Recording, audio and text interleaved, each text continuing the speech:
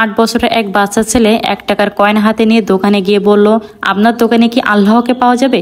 দোকানদার একথা শুনে কয়েনটি ছুঁড়ে ফেলে দিয়ে তাড়িয়ে দিল ছেলেটিকে। ছেলেটি পাশের দোকানে গিয়ে 1 টাকা দিয়ে চুপচাপ দাঁড়িয়ে রইল। এই ছেলে, 1 টাকা দিয়ে কি চাও তুমি? আমি আল্লাহকে চাই, আপনার দোকানে আছে? দ্বিতীয় দোকানদারও তাড়িয়ে দিল। কিন্তু অবশ শিশুটি হাল ছাড়ল না। একটার পর একটা দোকান ঘুরতে লাগলো। ঘুরতে ঘুরতে 40টা দোকান ঘোরার পর এক বয়স্ক দোকানদার জিজ্ঞাসা করলো, তুমি আল্লাহকে কিনতে চাও কেন? কি করবে আল্লাহকে দিয়ে? এ প্রথম কোনো দোকানদারের মুখে এরকম প্রশ্ন শুনে ছেলেটির চোখে মুখে আশার আলো ফুটে উঠল। নিশ্চয়ই এই দোকানে আল্লাহকে পাওয়া যাবে।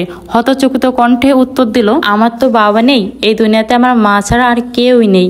আমার মা সারাদিন কাজ করে আমার জন্য খাবার নিয়ে আসে। আমার মা এখন হাসপাতালে। মা মরে গেলে আমি খাবো কি? ডাক্তার বলেছে একমাত্র আল্লাহই পারে আমার মাকে বাঁচাতে। আপনার দোকানে আল্লাহকে পাওয়া যাবে? দোকানদার তখন বলল, হ্যাঁ পাওয়া যাবে। কত টাকা আছে তোমার কাছে? মাত্র 1 টাকা।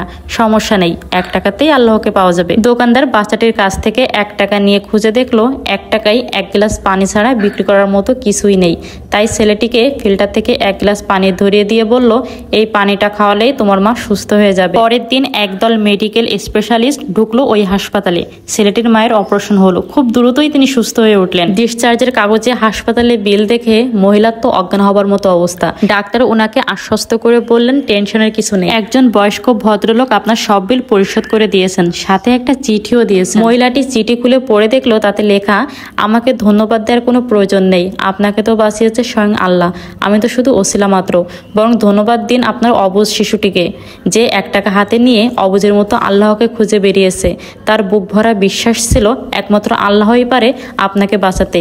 এরই নাম বিশ্বাস, এরই নাম ঈমান। আল্লাহকে খুঁজে পেতে কোটি টাকা দান খয়রাত করতে হয় না। বিশ্বাস নিয়ে মন থেকে খুঁজলে 1 টাকাতেও আল্লাহকে পাওয়া যায়। আলহামদুলিল্লাহ।